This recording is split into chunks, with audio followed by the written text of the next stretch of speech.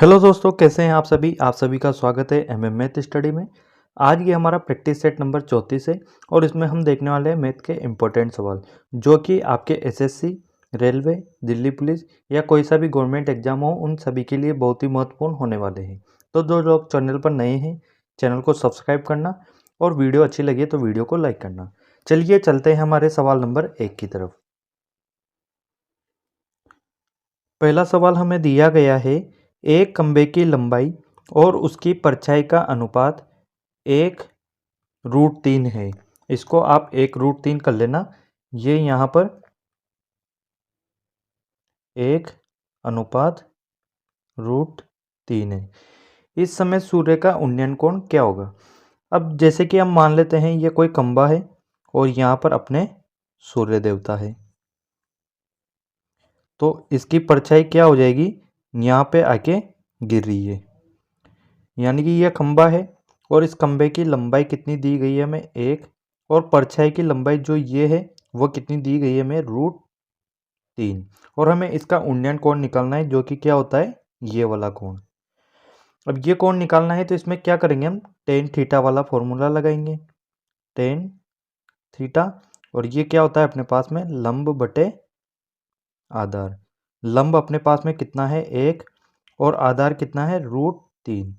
अब आपको पता होगा कि साइन थीटा कोस थीटा वाली जो टेबल होती है उसमें टेन कोण से थीटा का मान 1/√3 होता है।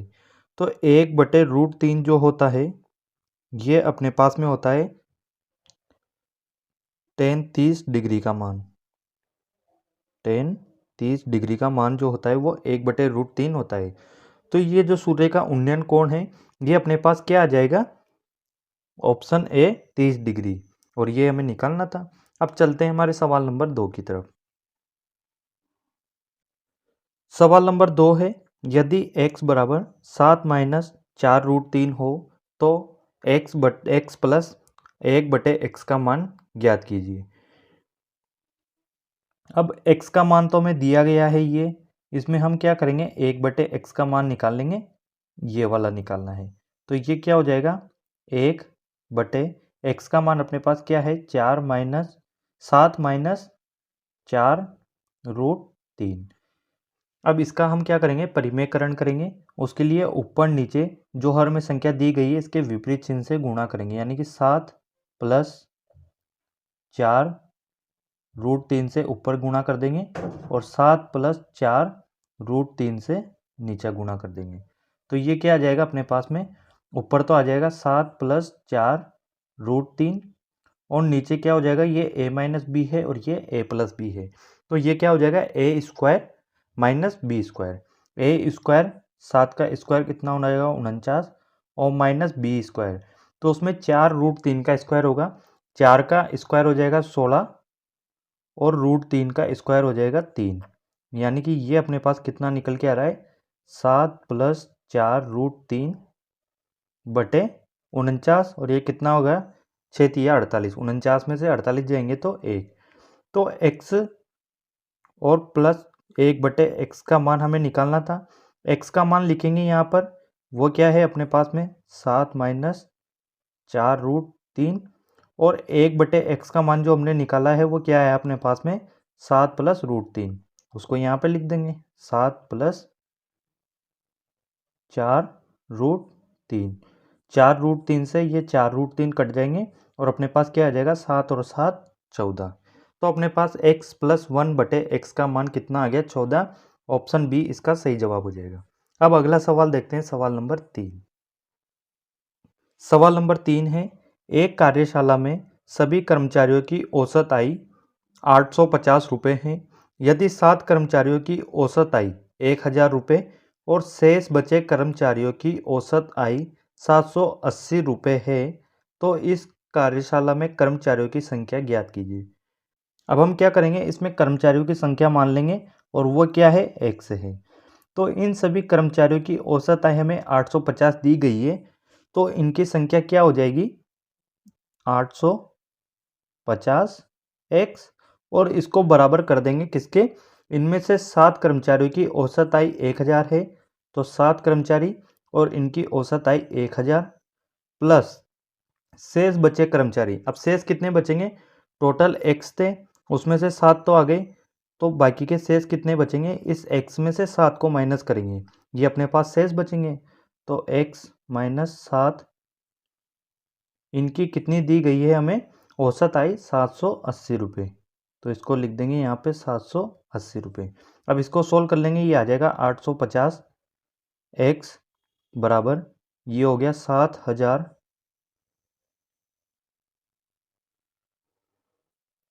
प्लस ये आ जाएगा अपने पास 780 x और माइनस 7 का गुणा इससे कर देंगे तो 49 और 5 अपने पास में आ जाएंगे 5460। अब क्या करेंगे, 780 x को इधर लेके आएंगे और 850 x में से माइनस करेंगे, तो अपने पास कितना बचेगा 70 x और बराबर कितना बचेगा, 7000 में से 5460 को हम माइनस कर देंगे, तो अपने पास में बचेगा 1540 अपने पास में बच जाएगा। अब क्या करेंगे, 7 से इसको काट देंगे, 7 से इसको काटेंगे तो 2 बार और 2 बार, x का मान कितना आ गया अपने पास में 22। और ये हमें निकालना था कि इस कार्यशाला में कर्मचारियों की संख्या ज्ञात कीजिए, और वो हमने कितनी मानी थी, x मानी थी, और x का मान अपने पास कितना आ रहा है 22, तो ऑप्शन ए इसका सही जवाब हो जाएगा 22। अब अगला सवाल देखते हैं, सवाल नंबर 4। सवाल नंबर 4 दिया गया है, सुरेंद्र की उम्र दीपा की उम्र की दोगुनी है। यदि दोनों की उम्र का जोड़ 24 हो तो सुरेंद्र की उम्र क्या होगी। अब सुरेंद्र है और एक क्या है अपने पास दीपा है, और सुरेंद्र की उम्र जो है दीपा की उम्र से 2 गुनी है, यानी कि अगर इसकी उम्र हम x मानते हैं तो सुरेंद्र की क्या हो जाएगी 2x, और हमें इनकी उम्र का योग दिया गया है, जोड़ दिया गया है, यानी कि इनका योग दिया गया है, और इन दोनों का योग क्या हो जाएगा अपने पास में 2x और प्लस x क्या हो जाएगा 3x, ये कितना दिया गया है 24।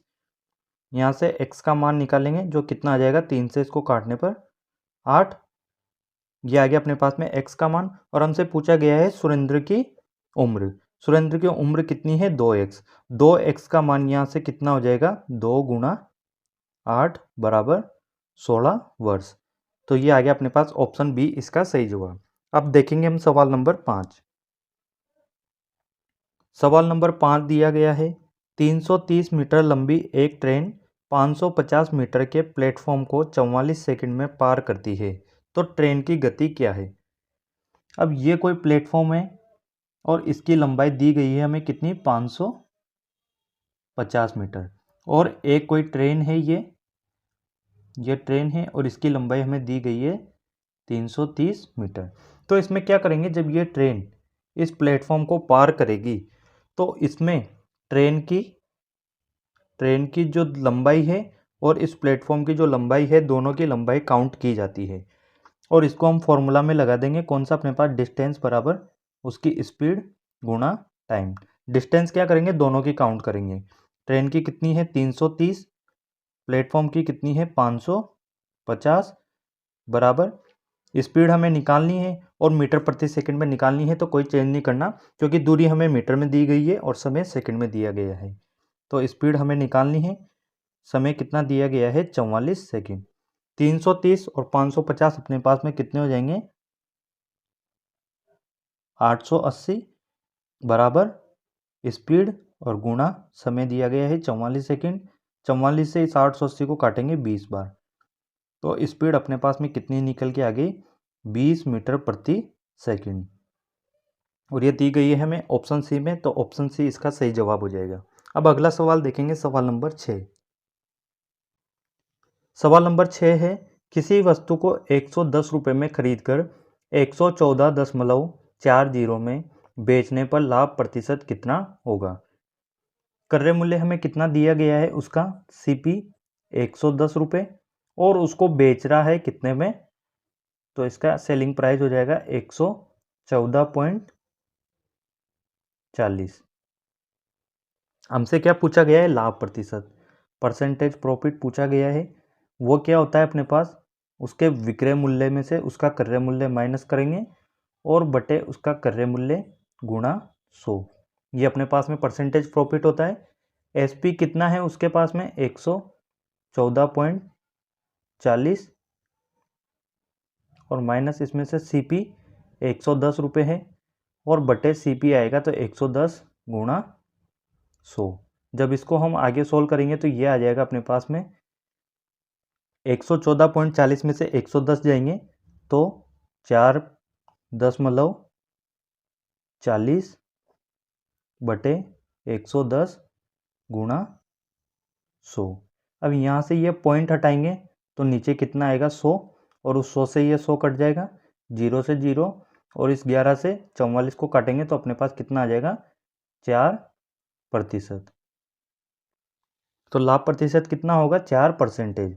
तो ऑप्शन बी इसका सही जवाब आ जाएगा। अब अगला सवाल देखेंगे हम, सवाल नंबर 7।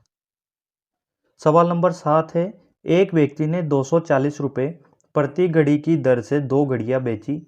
एक पर उसे 20% लाभ हुआ और दूसरी पर 20% हानि। इस सौदे में हानि या लाभ का प्रतिशत क्या है, ये हमें निकालना है।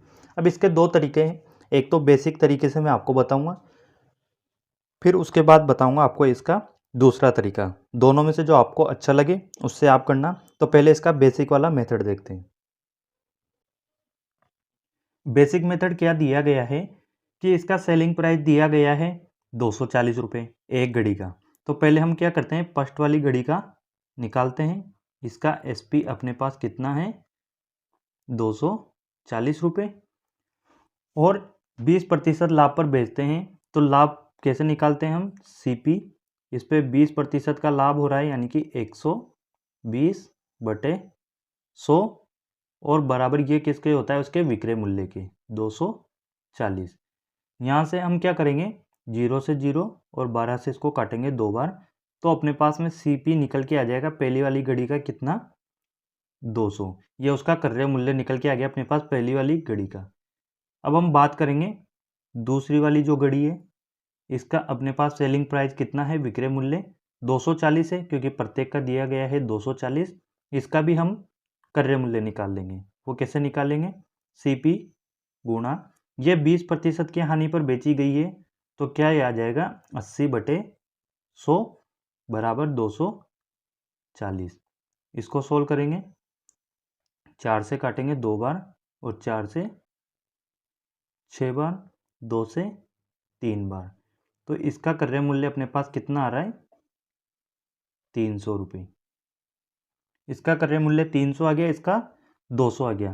टोटल इनका अगर हम CP निकालेंगे दोनों का तो वो कितना आ जाएगा 200 तो ये और 300 ये, कितना आ गया अपने पास 500 रुपये। और इनका टोटल विक्रय मूल्य हम निकालते हैं वो कितना आ रहा है अपने पास 240 ये और 240 ये 480। और हमें क्या है इस पे लाभ या हानि निकालना है। लाभ हानि क्या होता है, SP माइनस CP। तो यहाँ पे क्या हो रहा है 20 की तो हानि हो रही है, किसके रेस्पेक्ट में, क्रय मूल्य के रेस्पेक्ट में। तो 500 और गुणा 100, 20 की हानि हो रही है यानी कि -20। तो ये माइनस क्या है, क्योंकि यहाँ पर हानि हो रही है। 2 जीरो से 2 जीरो काट देंगे और 5 से इसको काटेंगे तो 4। तो ये क्या आ गया माइनस का 4। ये माइनस यहाँ पे क्या शो कर रहा है कि यहाँ पर हानि हो रही है। तो 4% की इसमें हानि हो रही है। ऑप्शन डी इसका सही जवाब आ जाएगा। ये तो था इसका बेसिक मेथड। एक इसका सेकंड मेथड मैं आपको बताता हूँ, उससे आप इसको बिल्कुल आसानी से कर सकते हैं। तो देखते हैं उसको, वो क्या है। जब भी आपको दिया गया हो उनका जो दोनों वस्तु है उनका सेलिंग प्राइस यानी कि उनका विक्रय मूल्य बराबर दिया गया है तो इसका हम फॉर्मूला लगाते हैं क्या, x minus Y minus X गुणा वाई बटे 100। ये क्या होता है, इसका फॉर्मूला होता है। इसमें मान रख देंगे, x क्या दिया गया है अपने पास 20 है, y कितना है ये भी 20 है और माइनस x गुणा y बटे 100।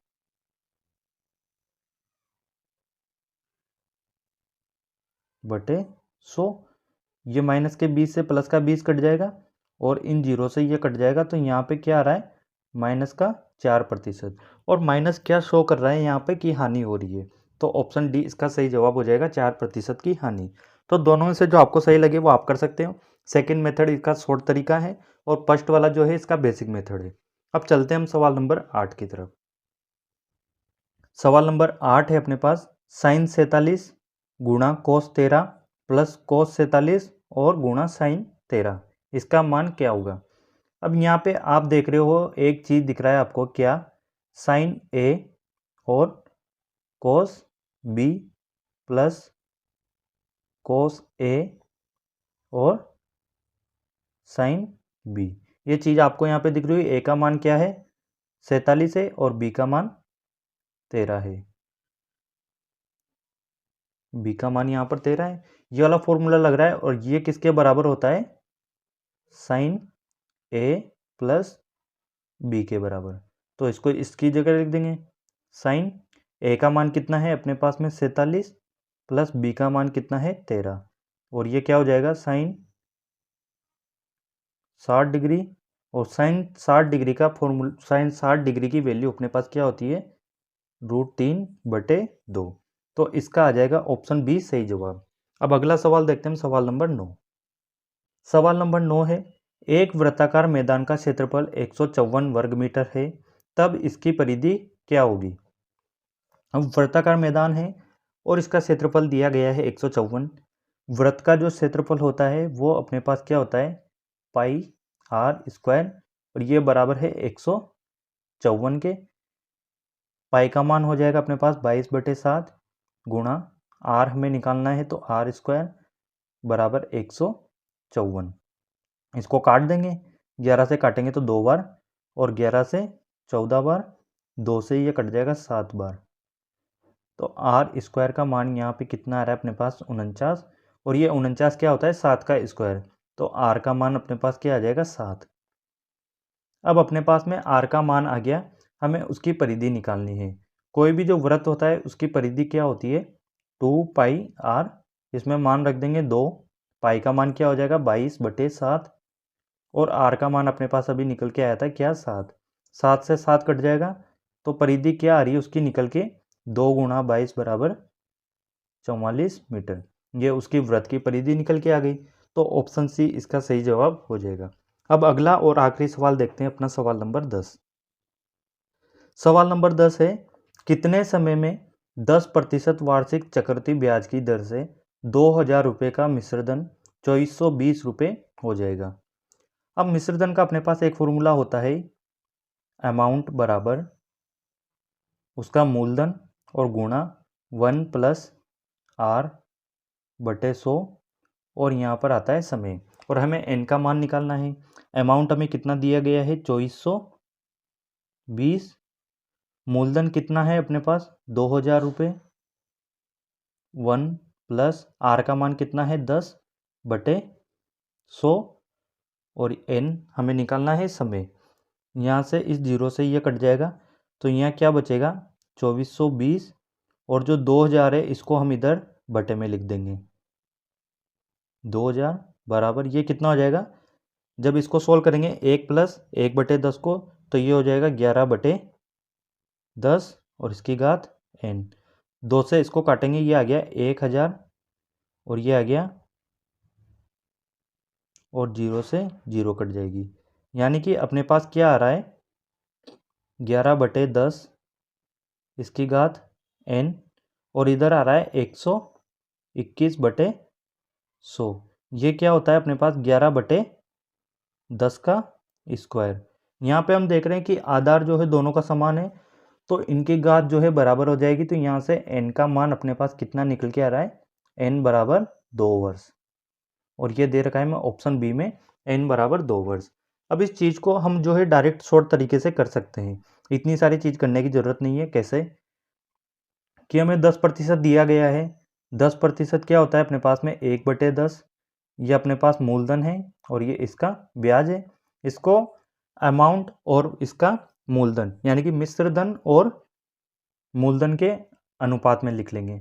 जब मूलधन में हम इसका ब्याज ऐड करेंगे तो अपने पास इसका मिश्रधन आ जाएगा, तो A/P के रेशो में लिख लेंगे। ये क्या आ जाएगा 11, और ये क्या आ जाएगा 10, ये अपने पास में आ गया, और इसको हम जो है बराबर कर देंगे किसके, इसका अमाउंट यानी कि मिश्रधन और जिसका मूलधन है इसके बराबर। ये कितना है 2420, और मूलधन कितना है 2000, इसको सोल्व कर लेंगे। 0 से 0 2 से काटेंगे तो 100 बार और 2 से 121 बार। ये कितना हो रहा है अपने पास में 11/10 का स्क्वायर और यहाँ पर आ जाएगा n। अब ये बराबर हो गया तो यहाँ से हम देख रहे हैं आधार दोनों का बराबर है तो n का मान यहाँ से भी कितना निकल के आ रहा है 2 वर्ष। तो इसको डायरेक्ट हम जो है परसेंटेज को पहले तो चेंज कर लेंगे रेशो में और उसको जो इसका मिश्रधन और इसका जो मूलधन दिया गया है उसको बराबर करके और आधार बराबर करके घात को बराबर करके इसका डायरेक्ट हम निकाल सकते हैं समय। तो इस तरीके से भी आप इसको कर सकते हैं। ये थे अपने 10 सवाल। वीडियो अगर अच्छी लगी हो तो वीडियो को लाइक करना और जो लोग चैनल पर नए हैं चैनल को सब्सक्राइब करना। तब तक मिलते हैं अगली वीडियो में।